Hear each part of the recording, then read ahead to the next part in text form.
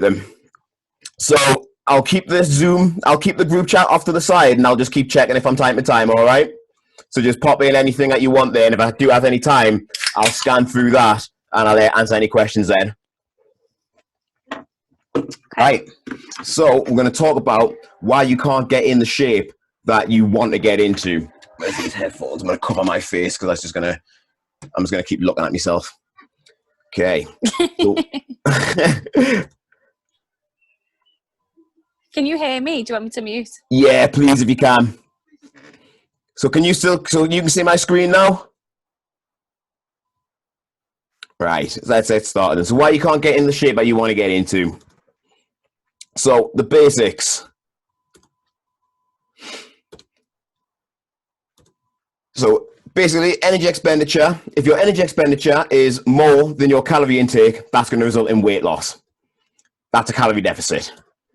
If your energy expenditure is greater than your calorie intake, that's going to then lead to weight gain. That's a calorie surplus.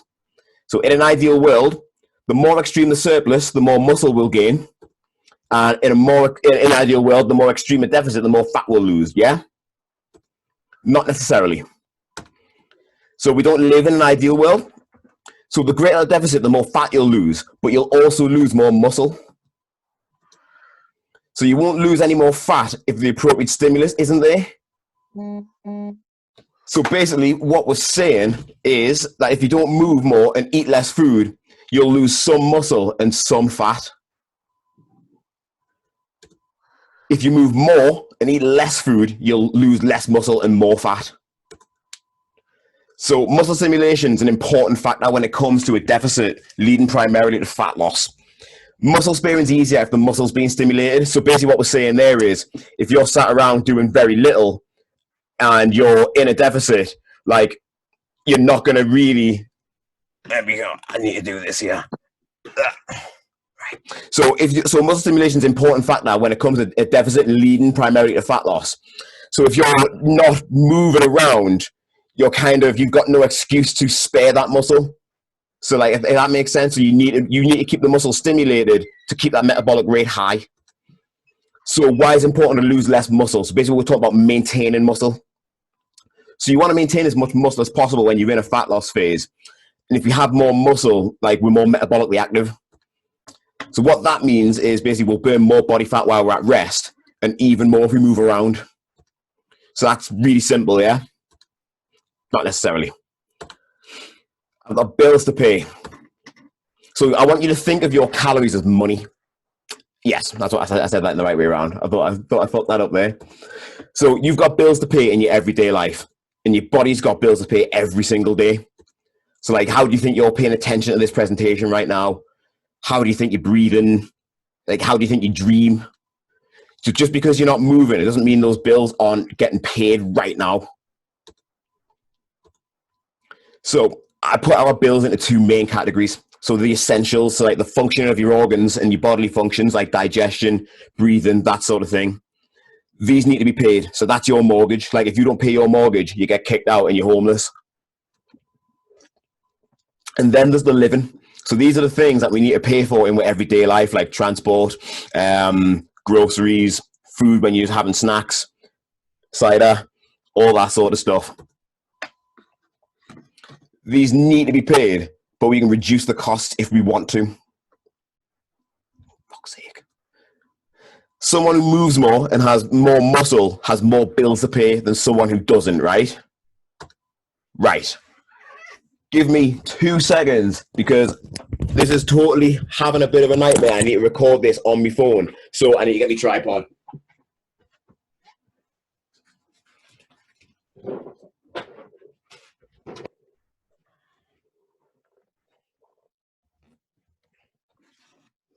Need to get used to using Zoom. We're persevering. I've got a box of chalk.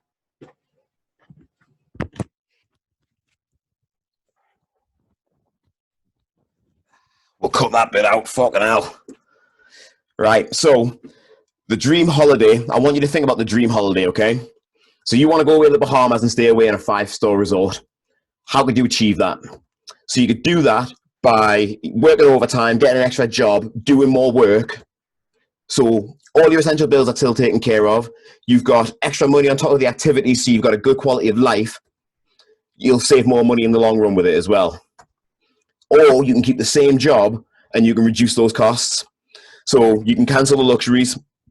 You can find cheaper energy providers, become a bus wanker, and again, you'll save more money. So we save money in both of these scenarios, and that's a good thing. However, your car breaks down, there's an additional cost. Your washer breaks down, there's an additional cost. If you're doing the overtime, you're fine because it's shit that you've got to pay more money, but you can still afford it and you can still go away on that holiday probably. If you're not, you'll probably have to settle for a band home this year or a fucking weekend in Margate. So the person who's saving on the costs is still paying the essentials because they have to be paid, like regardless. But there's no money left over to pay for the luxuries that make life enjoyable. Now, I want you to remember that statement and this one as well. So the person who's working more is still paying the essentials because they have to be paid. There's plenty of money left over to pay for the luxuries that make life enjoyable. So So why is this relevant? The person who's saving on the costs is still paying the essentials because they have to be paid, but there's no money left over to pay the luxuries that make life enjoyable. Now, we just said that. And we also just said the person who's working more is still paying those essentials because they've got to be paid, but there's plenty of money left over to pay for the luxuries that make life enjoyable. So all we're going to do here is just switch out a few words. He's also saving more money in the long run, but we're going to switch out a couple of words to make it relevant to the human body. So the person who's saving on the costs, i.e. eating less food, is still paying the essentials because they've got to be paid, but there's no calories left over to pay for the luxuries like building muscle. The person who's working more, they're eating more food, is still paying the essentials because they've got to be paid, but there's plenty of calories left over to pay for those luxuries like building muscle.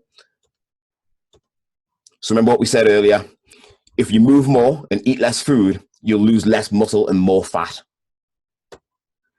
Well, if you move more and eat more food, you'll build more muscle. If you build more muscle, you'll burn more calories. What does that mean?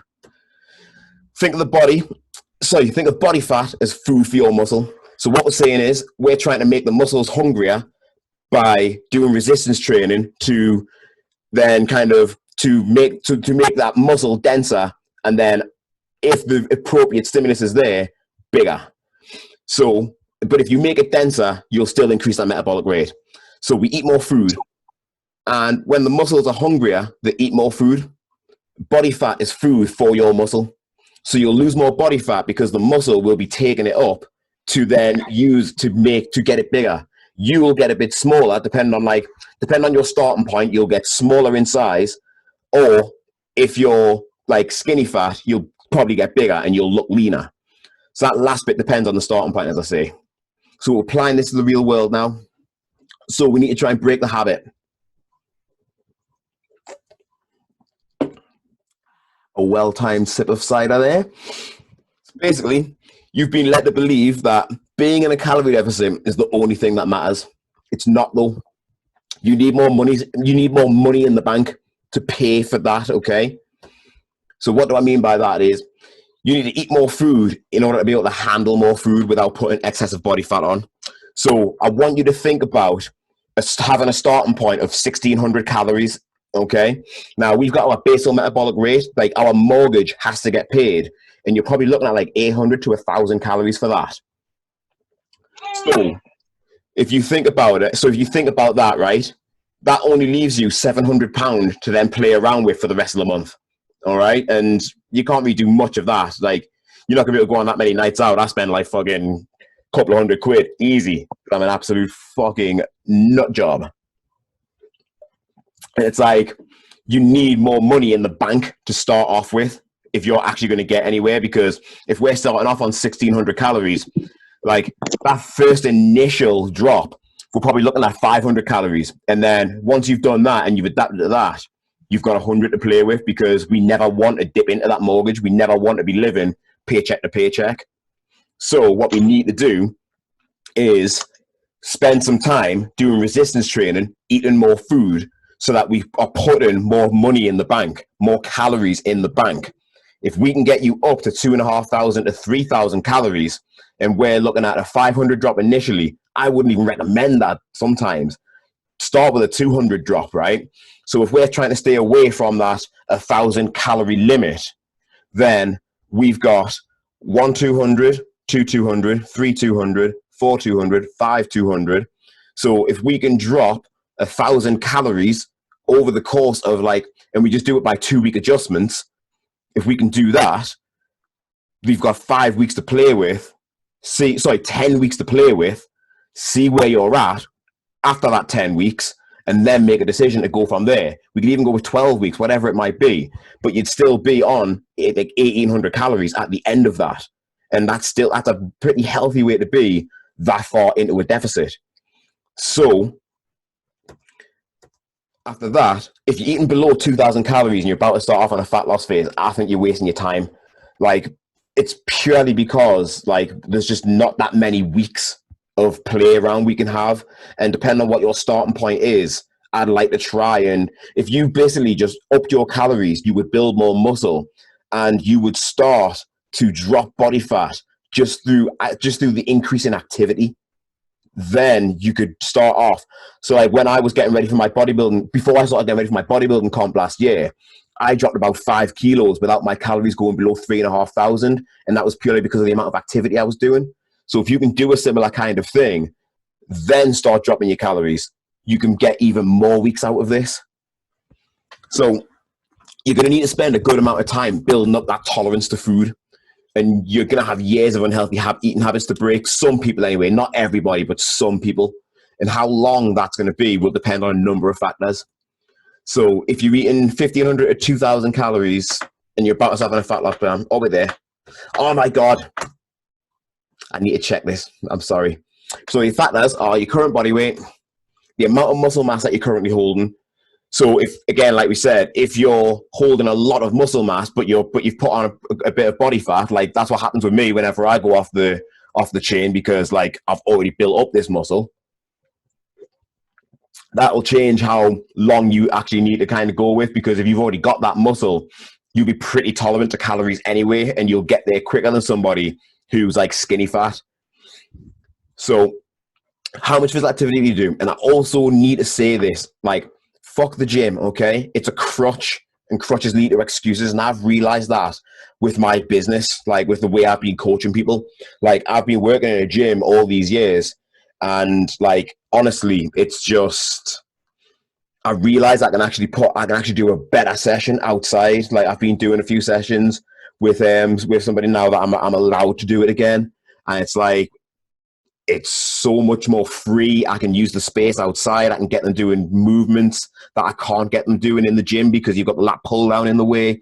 So the gym really is a crutch, and I've got so many ideas in my head on different exercises, different sessions with very, very, very minimal equipment. It's going to turn on how patient you are as well, obviously, and how ready for change you are. Now, this is where, if you've kind of went up and down, up and down, up and down for years and years and years, and you're still doing the same thing, what I'd say to you here is, how's that working out for you so far? Why don't you try a different way and actually, think about how many times you've went backwards and forwards, backwards and forwards, backwards and forwards. And if you kind of just did it right the first time, you wouldn't have needed to go backwards and forwards. Now, it's not as simple as that, because I know how to do this, but my fucking head just goes west, and that sends me the other way. So once I sort my shit out, I'm pretty sure I'm going to be able to do this pretty consistently. You're going to convince yourself that you're wasting your time. If you've got that kind of mindset where you want it all after 12 weeks, let's try and have it all after 12 months. If you do that, you probably won't have to go back. As long as you're not a fucking head case like me, I think you'll be sound. And if you're not, it's just stay with somebody who holds you accountable. Right, the bad news now. So, depending on what your current body composition is, your weight, your muscle mass, all those other factors, some of you might, as I said before, you might need to have a minimum of 1 year of work to be even on the right track. So if you think about it, we're in a vehicle, we're driving one way right now, and we need to do a complete 180. Now, if you're in a fucking Ford Fiesta, sound, just fucking get round there. But we're talking about, and I don't mean this literally, like it's going to sound horrible. I don't mean, like, we're talking about a ferry, all right? It's going to take a fucking while to do a complete 180, and we need to accept that it's going to take that time to actually get you just in the right direction so that then we can actually move forwards and make that progress, that sustainable progress.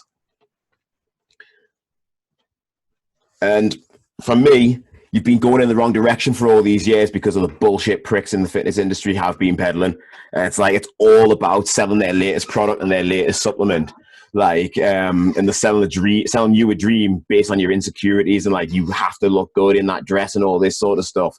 And it's like, if you think about it, like, why do you think athletes jump from fucking supplement company to supplement company?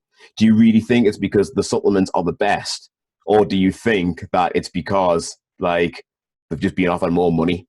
And do you even think that the athletes use those supplements right then and there? Or do you think they just use the ones that, like, they think tastes better?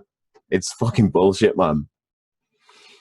You're going to doubt you're on the right track after months and months, depending on what your mindset's like. That's another drawback of this. It's like, you want to be comfortable, and what you're doing right now, it's like it is comfortable because it's what you're used to. Now you need to try and break these habits, and it's going to be a fucking nightmare. And it's one of those things, like, you need to just take your time with it, and you have to accept that it's going to take months and months and months. But as I say, if you get it, you won't have to do it again.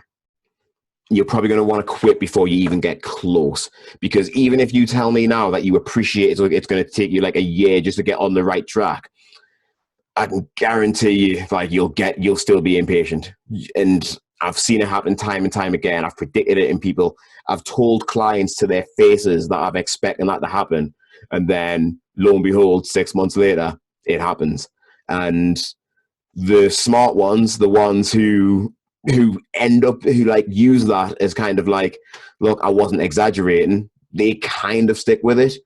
And the ones who thought, I just thought he was exaggerating, they're the ones that you end up losing. And, you know, like, they'll be ready at some point because they'll keep going back to that cycle.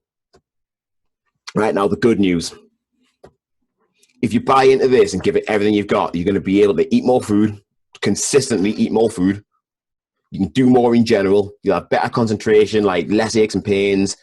Build a better, but not necessarily a stronger, but not necessarily bigger body. It depends on what the stimulus is and all that sort of stuff, and what your goals are as well. You have a better immune system, which is kind of fucking important right now. You'll be less susceptible to injury and illness. Right. Now, the really good news. In an ideal world, if you do this right, you'll only have to do this once. So remember, we don't live in an ideal world. Like, I've figured out my own shit. I think I have anyway, but I've thought that plenty of times before. And even if you mess up and relapse, like, I'm in the middle of like, fucking God knows how many like relapses for my mental health and everything. And again, like, it always fucks me over despite having the knowledge. I always, like, I'm my own worst enemy with that sort of stuff. But you'll have a far better chance of getting it back because you'll already have built up all that muscle. So, like, my metabolic rate is high because I carry a lot of muscle. So if I do put on high amounts of body fat, I can get it off quickly. And, like, because I've been doing a lot of strength training, I've got strong joints, I've got strong ligaments, got strong tendons. So I don't really get injured that often. I'm smart about the way that I train, so I can do 2 or 3 sessions at a time. And it's just like, and it's because I appreciate I need the simplicity, and I appreciate how patient you need to be, because I've seen plenty of people just get way too deep into it, and like the training, like, just going to failure every single set, and it ends up just making you not want to go to the gym rather than actually making consistent progress. Like, you don't need to work anywhere near as hard as what you think you do. Okay, so you have a far better chance of getting it back. I've just basically said all that. And muscle's hard to gain. That's why we need to work hard. That's why we need to accept it's going to take about a year just to be on the right track.